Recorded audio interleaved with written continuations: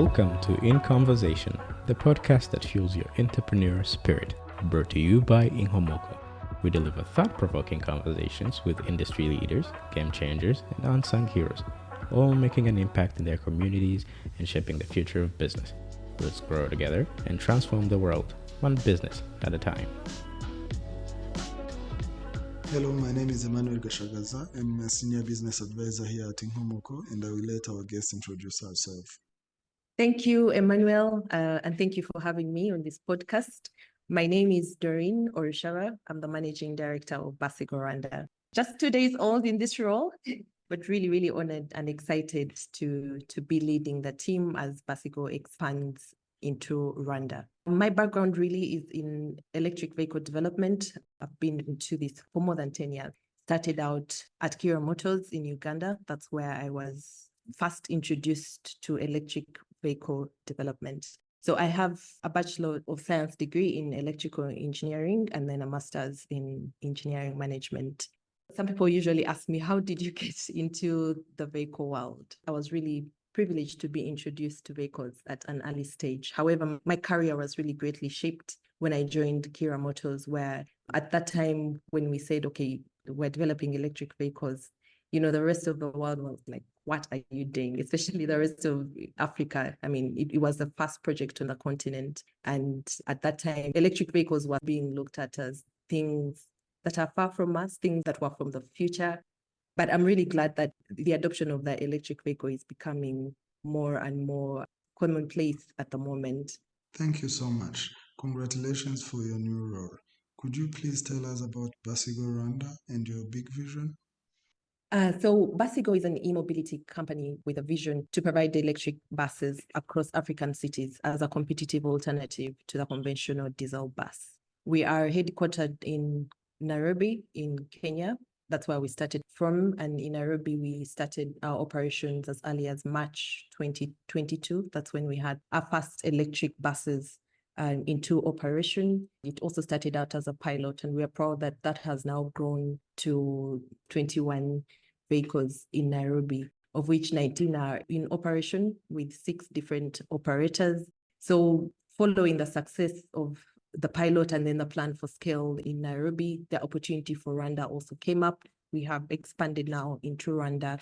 We came to Rwanda last year, and we started our pilot operation in December 11th. That's when we had the first 2 electric buses start operations in Rwanda. We are a mission-driven company. We are really here to provide solutions to the climate change crisis that's really happening all over the world. So in as much as, yes, we are driving business, but at the bottom of this all, we are seeking to be contributors to reducing the burden that climate change is sending all over around the world. Public transport requires a big investment. Electricity is still very costly in Africa. How did you decide to invest in this rather than a sector? That's an interesting question, because it really speaks to the core of what BasiGo is. So BasiGo ideally exists to address the barriers to the adoption of the electric vehicle, or specifically the electric bus in African cities. And what are these main barriers? The main barriers include the high cost of the electric vehicle technology, and BasiGo addresses this through a financing model that we call pay as you drive. Just like the word goes, pay as you drive. We provide the electric buses to the operators, and they give us a very low deposit, and then they continue to pay for the vehicle. It's really a lease structure where they continue to pay for the vehicle for every kilometer that they drive. So as they continue to drive, then they're able to continuously meet the cost of that vehicle. The other barrier that you can't talk about an electric vehicle without talking about how it's going to be charged. Charging infrastructure is one big headache, especially when you think about the commercial vehicles, because they are heavy vehicles. That means the batteries are big, they are power hungry. You're going to require a significant amount of power in order to be able to charge them. And so setting up that charging infrastructure, it's both complex and it's also capital intensive. And this is where BasiGo comes in to ensure that we remove that barrier. We shoulder the burden of that charging infrastructure and make sure that whoever we provide a bus with, we're also going to provide the charging. And the charger is not just a charger. This is why we call it infrastructure. We require connection to high voltage lines. In some of the places that we have had to set up, there has been no transformer with the right capacity to be able to provide the right amount of power for our charging requirements. So we have to come in and procure and install new transformers, provide those charging lines. And ideally, there's no operator who one would want to sink money and time into doing that. That is the second barrier that we help to address. The third is service and maintenance.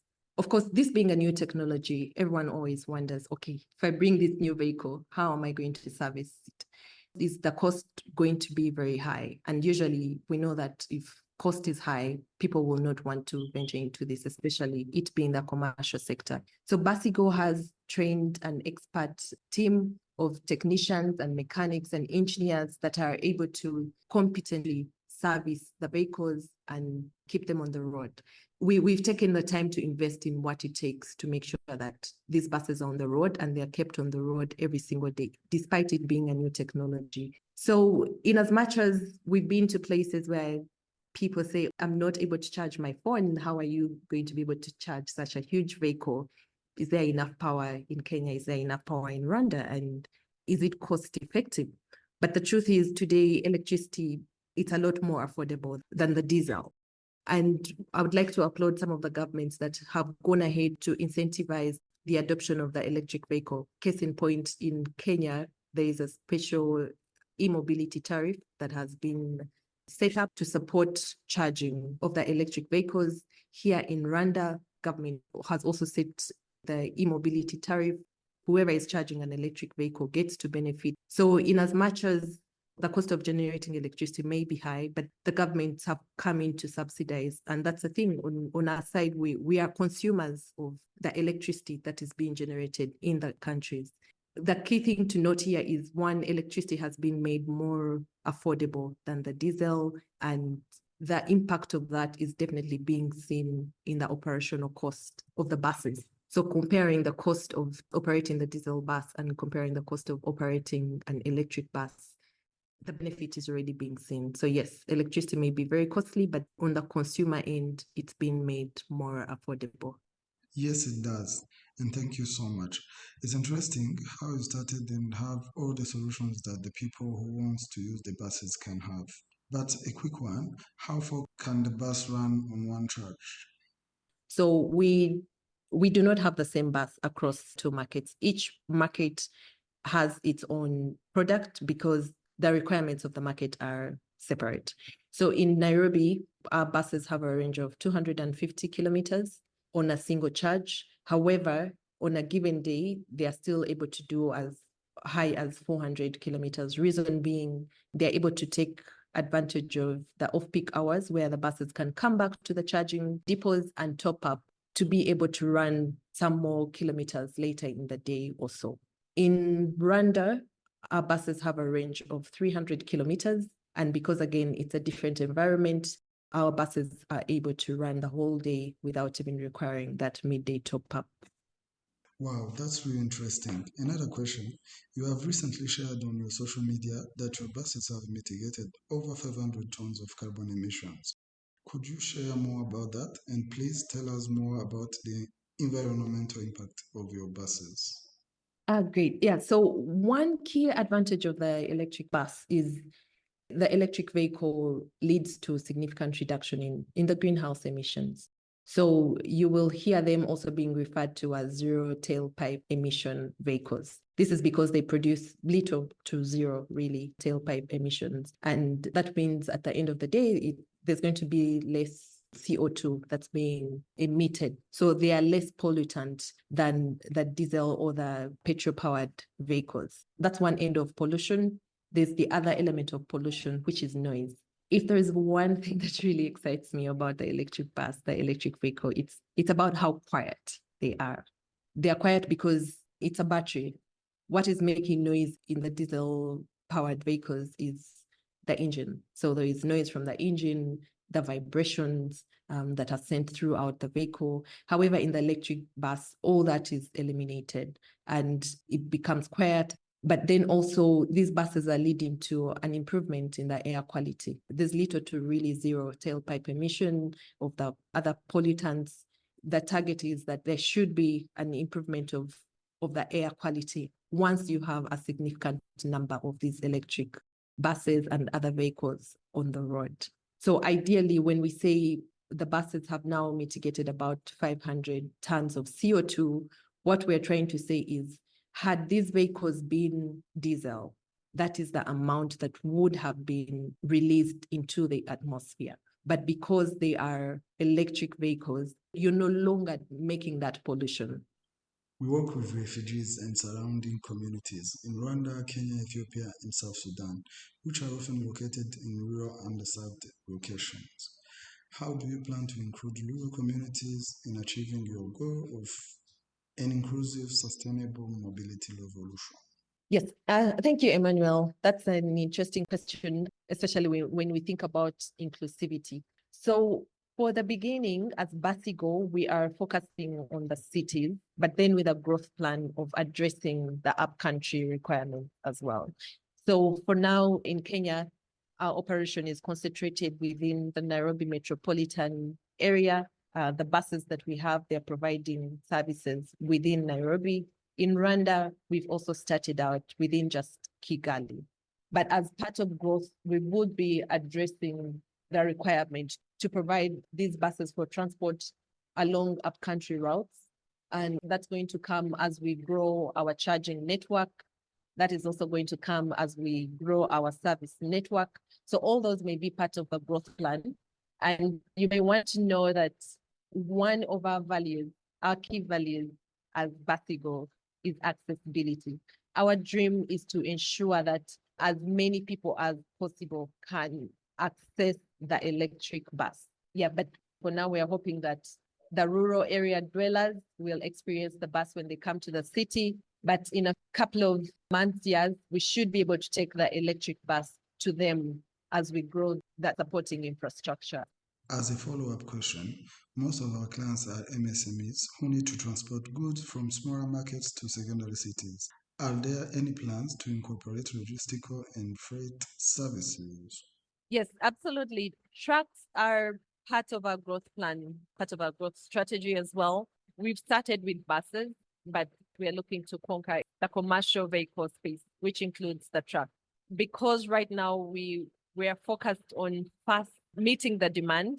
The demand in Nairobi, it's great. It's overwhelming in a good way. We have reservations for 451 buses as we speak. So our priority is going to be to first meet that demand, deliver those orders. In Rwanda, we already have a growing reservation list of 47 as we speak, but this is because we've also just started, but the target is to deliver 100 buses within this year. So we will be focusing on first meeting this demand for the buses, but absolutely, we have not ruled out the truck. The trucks are part of our growth and expansion strategy as well. Revolutionary ventures frequently face unique financial and operational challenges. Can you share some of the key challenges you've encountered in the journey to transform public transportation and how you overcame them? I wouldn't call them challenges as well. I think what I highlighted are challenges that the industry faces or what is hampering the adoption of the electric bus. But maybe one key element I will have to highlight is the setup of the charging infrastructure. Probably when we were setting out, we didn't think it would be as hard as in some cases it has proven to be. There's particular criteria that we follow in order to find the perfect charging site location. So eventually getting that location, sometimes it's really taken us a bit longer than we thought it would. Like I highlighted, these are very power-thirsty buses. That means we need to deploy what we call DC fast chargers. And these are bigger than what you have been seeing probably across the cities. They are much bigger, not just size, but in terms of capacity. So part of our criteria is we're always looking for places that have access to high voltage power. well, before you get into this business, you'll be seeing high voltage power literally around you. But the question is, do the transformers there have the headroom? Are the lines able to sustain the kind of demand that we'll be putting onto the grid? I would say perhaps the time that sometimes it takes for us to settle onto a charging site location, that is probably the one element that has been a key challenge. Maybe one other element has been financing, let's say, from the banks to our customers. But then we've come to understand that it's because of the uniqueness of our model as well. So getting a great structure where the banks would be fully on board, it's just taking us a while to get there. So maybe that's why I would term it as a challenge, but we are hoping that we'll be able to address some of these with time. So in summary, I would say that the challenges are really good challenges. All right, thank you, Doreen. And it's really interesting how you feel like these challenges are also opportunities for BasiGo Rwanda. Absolutely, that's the right word. The challenges are opportunities for us. You launched BasiGo Rwanda in partnership with AC Mobility, with a goal to deliver 200 electric buses to bus operators in Rwanda by the end of 2024. The government of Rwanda aims to convert 20% of public bus fleet to electric by 2013. How do you envision your partnership supporting this ambitious initiative? That's an interesting one. Thank you. Because we know that transport in any city is going to contribute about 25% of the air pollution, Rwanda has really set up the right conducive environment for the adoption of electric vehicles. E-mobility is really being pushed for here in Rwanda. For example, electric vehicles, they are exempted from duties, they're exempted from VAT. That means it's becoming more and more affordable to bring in electric vehicles into Rwanda. And the data that we are collecting in this pilot, it's helping us refine our financial model even better so that we are in a near perfect state when it comes to scale. That means we know the best specification to have for the bus, the best way to lay out and plan for the charging infrastructure, the best way to build our operators, because again, we do not operate. We provide these buses to bus operators to add to their fleet. We are really glad that we are at the forefront of this. We are taking the lead in proving one thing, that one electric buses can actually work in Kigali. It's the land of 1,000 hills. And when we were still doing our market survey, guess what the number one question always was? Whenever I would say we're bringing the electric bus to Kigali, everyone would ask, are you sure the electric bus can go up the hills? And right now, we are really proud that we've proved that. We are providing answers to the questions, let's say, that the city of Kigali had. We are providing answers to the government in general. We are engaging them. We are sharing the data with them. And we're also providing the solution because, again, like I said, the environment was right, but no one had done it at all until we came on board. So we are providing the solution that they have always desired in having the electric bus. And I can think of no one better poised to deliver the 200 buses that the city indicated they require in Kigali than BasiGo. BasiGo Rwanda has experience in introducing electric buses to Nairobi's public transport fleet. Could you share some of the insights into the reception and adoption of electric buses by the public transport operators and passengers in Nairobi, and how that has informed your approach in Rwanda? Absolutely. We love the reception. It's amazing. It's overwhelming. It's what we hoped for and even more. In Nairobi, we ran a pilot with 2 buses for 6 months, but I can assure you that by the end of the 3rd month, the word had already gone round. We started taking reservations for whoever wanted the next bus. And as we speak, we have a reservation list of 451 buses. That means operators, about 130 circles, have come forth and said, we want your electric buses. So now the onus is upon us to deliver, and that is what we are doing. We are really grateful to our current operators for choosing to go electric, choosing to partner with us. But again, most of them have also been great ambassadors. This is how the number of reservations has grown. In Rwanda, before we started out, one operator had one question for me. They asked, do you really think this is a good business for us to get into? And of course, this is why we said, start with a pilot, be a part of it so that you have the experience firsthand.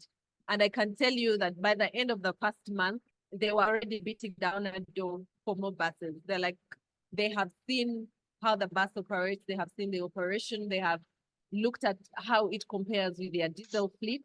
And right now, the question has moved from, will this business work, to when can we have more buses? The other operator has also come forth and said the electric bus has been a game changer for them. Reason being, they have been able to take care of all the costs surrounding the electric bus operation, purely based on the revenue on a day-to-day basis. So maybe to give this a bit of context, from the COVID-19 pandemic period, because people were not moving and the number of people on any given vehicle was restricted. I think here in Kigali, the capacity per bus was even less than half of what they were supposed to carry. Definitely, yes. This was compounded by the increasing costs of fuel over the years. Operations have become quite tough for the diesel fleet. What happened was government had to step in to alleviate some of these elements by providing subsidies to the bus operators. So what happened was to shoulder the passengers from high costs, but to also make sure that operators can still make money. They are still in business. Government stepped in and provided what they call the fare subsidy. So what happens is, ideally, passenger fares are subsidized by 28%. And that 28%, now government comes in to pay it, to top it up to the operator every month. For diesel bus operations to be sustained, the operators rely on that 28%. So again, every day they collect fares from the bus, but then at the end of the month, they are expecting that government top up of 28% of the total revenue they have made. So what happens is, currently on the diesel bus, it's hard for them to sustain their operation without that top up. However, in the case of the electric bus, because the operational cost has become lower, on the electric bus, the operators have been able to cater for their operations associated with the electric bus without waiting for that government subsidy. It is a game changer for them. So the benefits of the electric bus are becoming more and more and more apparent. We just recently started taking those reservations, but we know that the number is growing, and the target is to deliver 100 units within the next 12 months.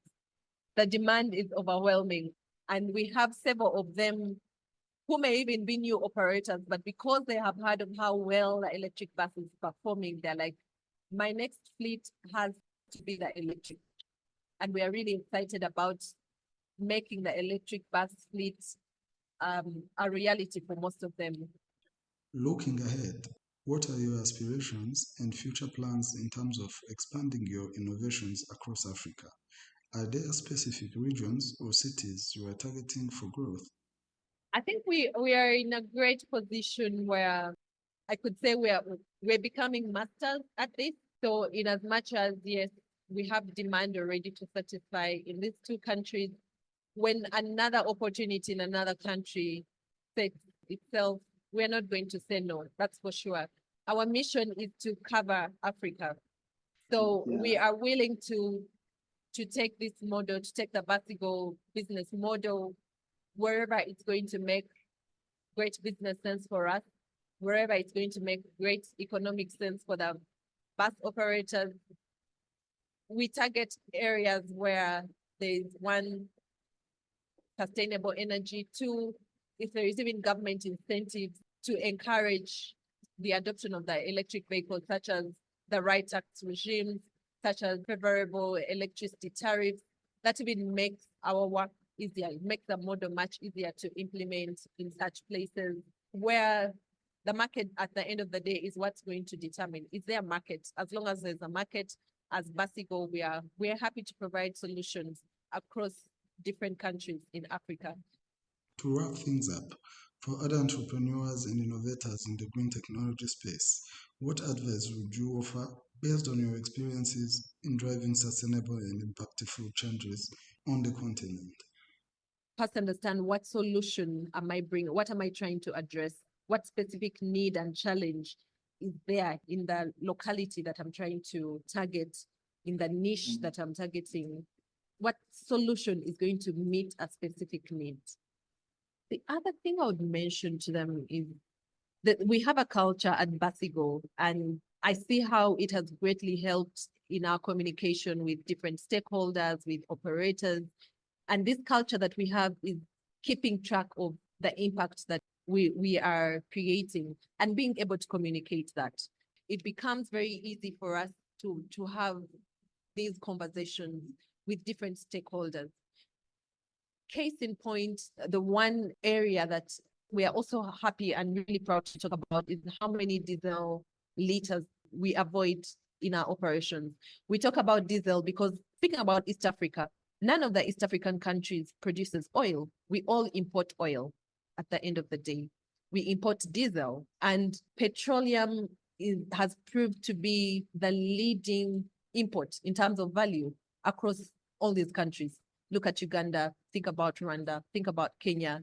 Our biggest forex bill, as far as importation is concerned, is going to be petroleum products. So if we keep track of how many diesel liters we have avoided, because that is directly translating into how much forex we have saved the nation, how much we have saved from exporting that to procure diesel, and yet these countries generate electricity locally. So we keep track of how many liters of diesel we have avoided, what that means in terms of actual money, so that the operator knows how much they have saved by going electric, but then the governments also get to understand how much forex they have saved in not going with diesel, because now we become consumers of the locally generated electricity, and what that has meant in terms of revenue to the utility companies, which turns into a saving on the national scene. So I think if entrepreneurs and innovators can find a way to measure their impact, keep track of it, and learn how to communicate it, it becomes an easier way for them to prove their case. Definitely. Thank you so much, Doreen.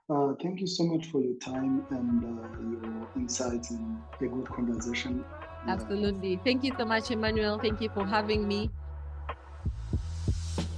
At INKOmoko, we're dedicated to empowering entrepreneurs across Africa with the tools, resources, and knowledge they need to flourish in today's competitive business landscape. Now we're bringing that passion to this podcast, taking you on a journey through inspiring stories from around the globe.